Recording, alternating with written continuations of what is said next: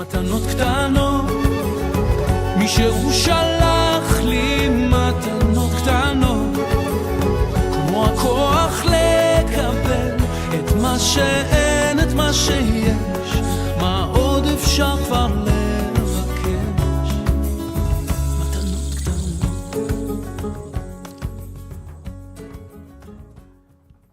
Monsieur le grand rabbin de France, Chaim Corsia, bonjour, Boker Tov. Bonjour. Merci d'être avec nous ce matin sur Studio Kalita, vous m'entendez bien ? Oui, salut. Alors voilà, nous sommes heureux de vous accueillir pour la première fois sur Studio Kalita et d'une certaine manière, vous serez quasiment le dernier invité de la rédaction de cette année hébraïque 5778 et c'est l'occasion pour nous de dresser avec vous un bilan de cette année, on va dire sur cette année communautaire au sein de la communauté juive. Comment s'est déroulée, à votre avis, l'année communautaire 5778 qui se termine dans 2 jours ? Il y a toujours des grandes choses et des petites choses. Je crois que la chanson qu'on entendait juste avant que je n'intervienne, oui. C'était Matanot Ktanot. Voilà. Des petits cadeaux. C'est exactement ce que Jacob est allé chercher derrière le fleuve avant de rencontrer Ésaü. Pachim Ketanim, dit Rashi. Des petites fioles. Et qu'en fait, il y a le simple fait de durer, d'être aussi présent, d'avoir toujours des protections policières, d'avoir cette permanence de ce que nous représentons, alors que nous sommes une petite partie qui a thème Amat, Mikolamim, dit déjà la Bible, car vous êtes le plus petit des peuples. Et on voit les efforts qui sont faits pour faire en sorte que le judaïsme puisse perdurer, les efforts pour que les synagogues restent partout en France, y compris dans des lieux reculés de province, les efforts qui sont faits par des hommes et des femmes qui font vivre le judaïsme partout en France. Et ça, c'est formidable. À côté de ça, vous avez aussi des moments terribles, des moments douloureux.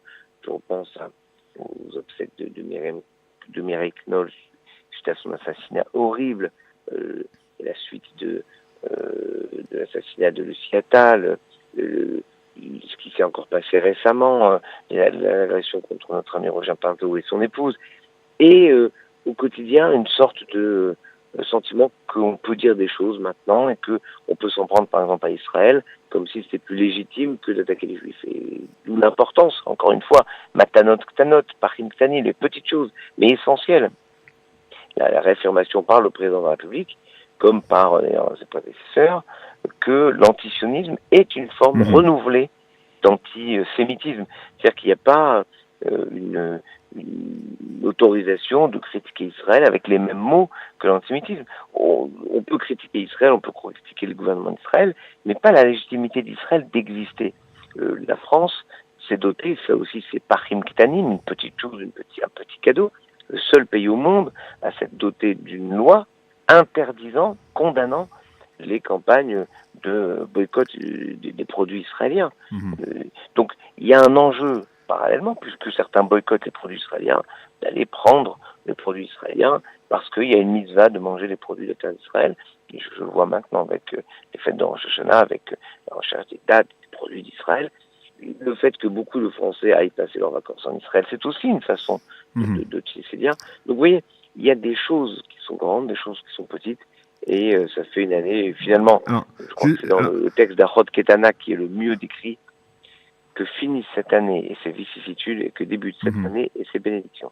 Alors, vous parlez justement des petits gestes. Alors, ces petits gestes, on a peut-être parfois tendance à ne pas les voir, mais ils existent. Mais il y a aussi les grandes tendances. Il y a des grandes tendances. Et les tendances dans la communauté juive de France au cours des dernières années, c'est une remise en cause, on va dire, pour au moins une bonne partie du judaïsme français concernant sa présence en France, puisque on l'a vu... non, je peux pas... Non. Vraiment, non. On le voit, ne serait-ce qu'à travers les milliers de Juifs qui ont décidé de quitter la France pour Israël, des Juifs qui ont quitté la France pour d'autres pays. On a le sentiment, et c'est vu d'ici, que finalement il y a une tendance si moi j'analyse les choses, mais si j'analyse les choses que de manière comptable, est-ce que je fais le décompte de tous les Israéliens qui quittent Israël? Est-ce que vous savez qu'il y a par exemple 150 000 Israéliens installés à Berlin? Oui. Objectivement, c'est pas la première ville que je choisirais moi pour m'installer si j'étais israélien. Ou ça dépend pourquoi ils quittent, ça dépend. Même si Berlin est une belle ville, oui, mais voilà. Donc exactement de la même façon, ça dépend pourquoi des Français non juifs et des Français juifs quittent la France. La question n'est pas tant dans le nombre, mais dans la motivation. Ce sont des motivations économiques, ça peut être des motivations de bien-être. Et c'est pas l'antisémitisme, c'est pas l'insécurité. Oui, mais cette insécurité, elle est valable pour l'ensemble de la population française. Les questions de sémitisme, effectivement, sont liées au fait que des Français juifs ne se sentent pas en sécurité en Israël. Mais comme je ne veux pas analyser les chiffres, en France, je me refuse à analyser les chiffres d'entrée et de sortie. C'est ce que dit la Bible, Baruch ata bevoecha ou Baruch ata etc. Béni sois-tu quand tu entres, béni sois-tu quand tu sors. Il y a, d'après certains chiffres, 40% de ceux qui font l'Aliyah qui reviennent en France. Oui. Il y a aussi des gens qui font une Aliyah théorique, c'est-à-dire qui s'installent en Israël tout en travaillant en France. J'estime que quand on fait son Aliyah et qu'après on vient se faire soigner en France parce que le modèle médical convient mieux, parce que probablement la carte vitale y joue aussi beaucoup son effet, on peut pas considérer qu'on a une rupture. Donc moi je suis jamais dans une question de rupture. Non, il n'y a pas de rupture, mais il y a des tendances, monsieur le grand rabbin, il y a des tendances. Et la Bible. Mais la tendance... La tendance du judaïsme français, on a le sentiment... Attendez, monsieur le rabbin, laissez-moi poser la question. On a le sentiment que depuis 2015, depuis les attentats, et en revenant même en arrière, depuis Toulouse qui a marqué une véritable fracture, on a le sentiment, vu d'Israël, que le judaïsme français est dans une période, on va dire, de déclin, et pas de développement. Alors, venez dans nos synagogues le jour de Kippour, pendant les fêtes, et vous verrez le nombre de personnes qui viennent et qui reviennent. Ah non, ça ne veut pas dire que c'est pas... Bien sûr. Visitez comme moi tous les nombres de synagogues inaugurées. Mais vous savez, nous, monsieur le grand rabbin, on voit en Israël... Si je peux me permettre un biais personnel, oui. je voudrais juste répondre. C'est que comme vous me posez la question d'Israël, vous qui avez fait votre Aliyah, vous avez par nature un biais d'appréciation qui consiste à considérer que votre choix est le choix idéal. C'est normal. Mais ça, c'est la subjectivité de chacun d'entre nous. Mais enfin, mais vous aussi, de votre côté, vous êtes grand rabbin de France et vous avez intérêt à dire que la communauté juive est rayonnante. Mais vu d'ici, on voit... Non, j'ai pas intérêt à le dire. Je le dis.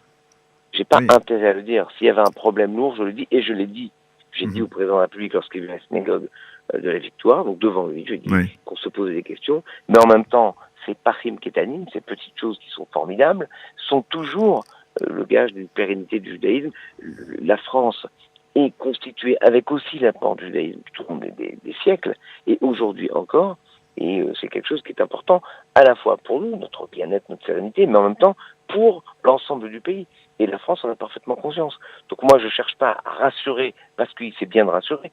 Je rassure parce que les raisons de rassurer sont évidentes. Parce que la France collectivement a pris conscience qu'il y a un enjeu majeur, que la France, le gouvernement a mis 100 millions d'euros pour la lutte contre l'antisémitisme, et que si on voit en termes de risque de vie, le risque est partagé dans l'ensemble des pays du monde. Oui. Donc la question n'est pas de savoir est-ce que c'est bien ici ou là. La question est qu'est-ce qu'on veut construire. J'ai lu avec attention votre discours mardi soir devant à la synagogue de la Victoire devant le président de la République, Emmanuel Macron. Alors on va pas parler de la petite polémique un peu pas tout à fait importante concernant le fait que vous ayez comparé Macron au Kotel Amaravi, au mur occidental, mais c'était une boutade sympathique. Maintenant, par contre, j'ai remarqué dans l'ensemble du discours que j'ai consulté, qui est un beau discours, il manquait un mot. Je l'ai cherché, je l'ai recherché. Il manquait le mot Israël. Pas une seule fois vous n'avez mentionné l'État d'Israël. Est-ce que pourquoi dans une solennité comme celle-là, quand on est face au président de la République, le grand rabbin de France ne doit pas mentionner l'État d'Israël d'une manière ou d'une autre?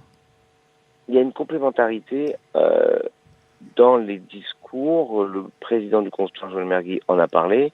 Il vous a pas échappé que j'ai parlé de Jérusalem et que j'ai parlé aussi d'Israël comme quelque chose d'important. Ceci dit, j'ai perdu l'habitude, mais c'est pas une question de j'ai perdu l'habitude qu'on me donne des notes sur mes discours ou pas mes discours. Je m'adresse au moment des vœux.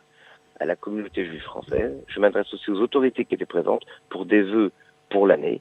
On a un combat qu'on mène en permanence pour aider Israël. Je ne compte pas les mots et je ne compte pas les choses. Alors évidemment, vous me dites ça, je crois que d'autres tweets assez haineux m'ont expliqué que j'ai parlé de tout le monde et que j'ai pas parlé des Palestiniens. Ceci dit, je vous rassure, j'ai pas parlé du Kivu, j'ai pas parlé du Rwanda, j'ai pas parlé du Soudan, et j'ai pas parlé non plus d'autres endroits, ni du Venezuela, ni ailleurs dans le monde. Donc le principe qui est le mien, c'est de dire quelque chose à tout l'ensemble du judaïsme français auquel je m'adresse. L'ensemble du judaïsme français auquel je m'adresse. Quand je suis allé, quand je rencontre les grands hommes d'Israël et quand je tisse aussi ces liens qui me paraissent importants, je suis capable de les faire, mais il me semble avoir débuté mon entretien avec vous avec la mention de notre lutte incessante contre le BDS. Maintenant, j'ai pas à donner des certificats de proximité avec tel ou tel, de proximité avec Israël ou pas. C'est-à-dire que ça, c'est la question d'un engagement de chacun.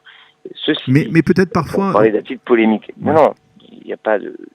Parfois, il se trouve que je suis gourmand de France, que je dois aussi m'assurer de ce qui est l'enjeu de la société française dans son ensemble. Et je crois, par exemple, je vous renverrai ça avec un grand plaisir, je vous renverrai un article que j'ai écrit dans le Figaro, qui avait fait bouger les lignes dans le gouvernement, à l'époque, il y a maintenant 1 an et demi, sur 2 ans même, pour Jérusalem, je ne me tairai pas, reprenant ainsi le verset d'Isaïe. Donc, je pense qu'il y a des combats essentiels à mener pour le judaïsme français, pour le judaïsme mondial, pour la défense d'Israël, pour la défense de Jérusalem, et ces combats, je les mène quand il faut, comme il faut, et pas uniquement pour faire plaisir à tel ou tel. Alors, quelle est votre position, pour être, disons, un petit peu plus clair, concernant cette alliée des Juifs de France? Lorsque un Juif de France vient vous voir et vous dit, Monsieur le Grand Rabbin, voilà, j'ai l'intention de faire mon allié, j'aimerais savoir qu'est-ce que vous en pensez, voilà ma situation, voilà pourquoi. Quelle est votre position en général et qu'est-ce que vous répondez en général à ceux qui vous sollicitent? Chaque choix dans la vie est un choix personnel, et c'est un choix qui me semble être un choix essentiel, très important, quand il est assumé pour du bien. J'ai toujours préféré dans ma vie les choix positifs que les choix négatifs. C'est qu'on choisit pour quelque chose et pas contre. Maintenant, je comprends les motivations des uns et des autres. Je comprends les nécessités. Je les comprends. Et on aide et on accompagne autant que faire se peut. Maintenant, il y a 2 choses qui me paraissent importantes à vous dire, vous qui êtes en Israël d'ailleurs. La première, c'est que je sens qu'il y a une plus grande mobilisation pour faire monter les Juifs en Israël, partir les Juifs de France et les faire monter en Israël, que pour les pérenniser en Israël. C'est-à-dire que, comme disait un ancien ministre de l'Intérieur français, les promesses n'engagent que ceux qui les reçoivent. Il y a beaucoup de gens qui sont parfois déçus de ce qui est construit ensuite. Ce qui est construit ensuite. Ça, c'est la première chose. La deuxième chose, qui me paraît importante, c'est que on ne quitte jamais ce que nous sommes. Et donc, certains juifs qui quittent la France parce qu'ils se perçoivent trop dans les yeux de leurs concitoyens comme juifs, se retrouvent israéliens en Israël et deviennent à ce moment-là français aux yeux des Israéliens. Il faut attendre, à mon sens, 2-3 générations pour qu'une forme d'intégration complète se passe. Donc moi, je pense que c'est important de les accompagner dans leur intégration en Israël. Il y a des liens qui existent aujourd'hui au niveau du consistoire, des grands rabbins entre les Juifs qui partent et ceux qui sont restés en France. J'ai réuni plusieurs fois les rabbins français installés en Israël. Plusieurs fois. Certains des passages, j'essaie de les voir. En tout cas, je les ai réunis par 2 fois déjà.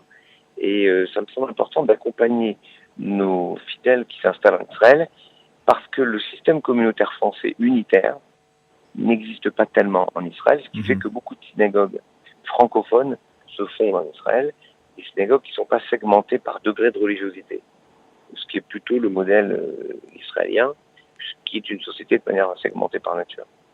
Et j'ai l'impression qu'on peut apporter quelque chose. Le judaïsme français peut apporter quelque chose au judaïsme israélien, ne serait-ce par exemple que le fait que je suis persuadé qu'une partie du retour c'est tout simple. Le nombre de restaurants cachers à Tel Aviv a augmenté. Oui. Que c'est... Allô? Ah, je ne vous entends plus, Monsieur le Grand Rabbin. Nous vous avons perdu. Allô?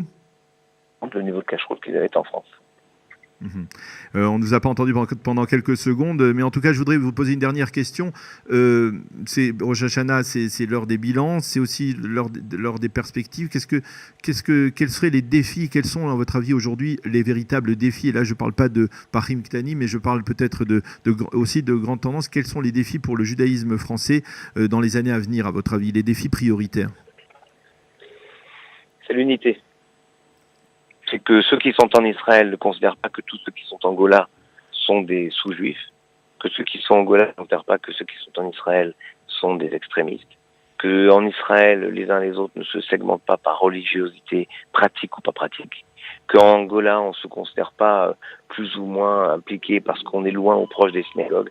Bref, qu'on retrouve l'idée formidable qu'on va lire d'ailleurs dans toutes nos synagogues ce Shabbat, Atem Nitzavim Ayom Kulechem. Vous êtes rassemblés.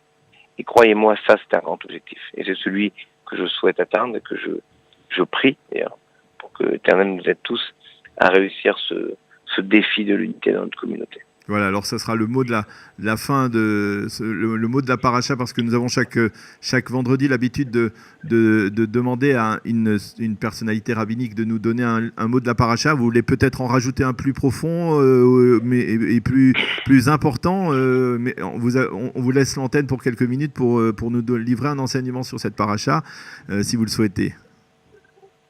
Cette paracha est une formule extraordinaire, une harangue de Moïse. Et dans la fin du troisième passage de la paracha, il y a ce verset incroyable. Tout ce qui est caché appartient à Dieu. Vaniglot, lanou, banenu. Et ce qui est dévoilé nous appartient. Nous avons le devoir d'aller jusqu'au bout de ce qu'on peut faire. Et il y a une partie qui est complétée par Dieu. Et c'est finalement cette association, littéralement association, entre Dieu et les hommes, qui est la clé du fonctionnement du monde. Si on a l'orgueil de penser que nous, on accomplit tout, alors on se prend pour Dieu. Et si on considère qu'on doit tout laisser à Dieu, alors on abdique de notre rôle d'homme, d'humain. Et je crois que ce que Moïse demande au peuple d'Israël, au moment où il va les quitter, au moment où eux vont entrer en Terre Sainte, c'est d'être capable de dire une chose simple. Il y a des choses qui vous appartiennent, faites-les. Et vous verrez que Dieu continuera, poursuivra sur l'élan que vous avez lancé. Voilà un projet formidable pour l'année à venir. Eh bien, merci beaucoup, monsieur le grand rabbin Chaim Korsia, d'avoir été avec nous ce matin, donc à 2 jours de Rosh Hashanah, pour dresser un bilan de cette vie communautaire que vous gérez à Paris, en France en général. Merci d'avoir été avec nous ce matin sur Studio Kalita. On vous souhaite Shana Tova, Ktiva Vechatima Tova, et rien que des joies et des bonnes nouvelles pour la communauté juive, l'ensemble de la communauté juive en France. Merci d'avoir été avec nous. Shalom, shalom et Shabbat shalom. Shabbat shalom.